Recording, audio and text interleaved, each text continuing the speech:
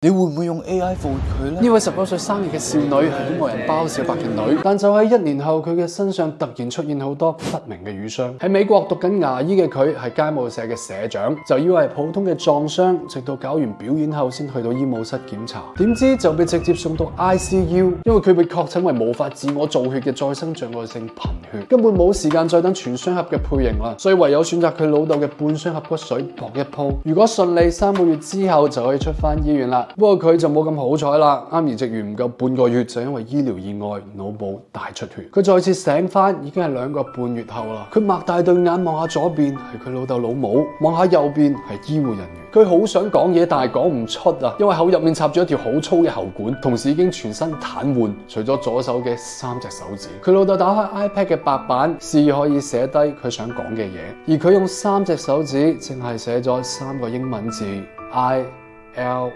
You, I love you。佢老豆當時仲修讀緊博士班嘅課程，每次上課之前都會同佢額頭貼額頭告別，示意好快就會趕翻嚟。但係佢每次都會忍唔住，一路流眼淚，一路用唇語講不要做，而無數次嘅眼淚都會沾濕到佢老豆嘅頭髮。就咁樣喺醫院歷經地獄一樣嘅790日，最因為肺炎，呢位99年出世先22歲嘅少女上咗天堂做小天使。54歲嘅包小柏留唔低一絲一毫，只有頭上嗰一執曾經沾滿眼淚嘅頭髮，所以佢一度連頭髮都唔捨得剪。告別式嘅時候，佢諗盡辦法揾翻佢個女所有嘅視頻同埋照片，但係資料少得可憐。22年嘅人生就只係剩低7分44秒嘅回顧視頻。佢同佢太太就好似靈魂都被抽乾咗一樣，霎時間冇咗人生嘅方向同埋意義。直到1年後嘅2022年11月30號，標誌進入人工智能新時代嘅 ChatGPT 發佈咗，而佢亦萌生係一個瘋狂嘅念頭：有冇可能將佢個女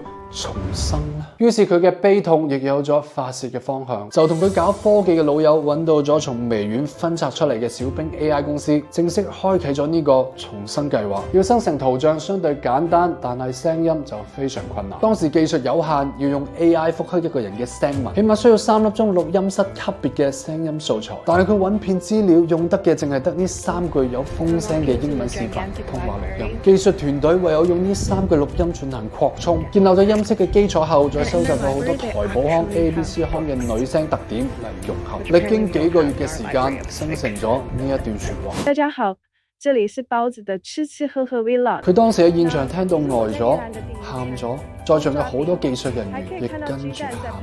佢太太同個女一直都喺加拿大生活，而佢就長期喺中國工作，維繫感情主要靠嘅就係跨洋嘅電話聲音。I love you。無論係因為內疚定係專業音樂製作人嘅身份，佢仲想再完美少少。於是佢就將聲音嘅工程文件攞翻屋企自己再優化，經常喺電腦前一坐就超過14粒鐘，直至佢太太有日突然問佢點解呢個人講嘢咁似包容嘅。之後佢太太亦參與建立起包容從細到大嘅記憶庫。就喺呢個時候，佢哋攜手雕琢嘅寶貝女 AI 包容誕生咗。Molly，生日快樂！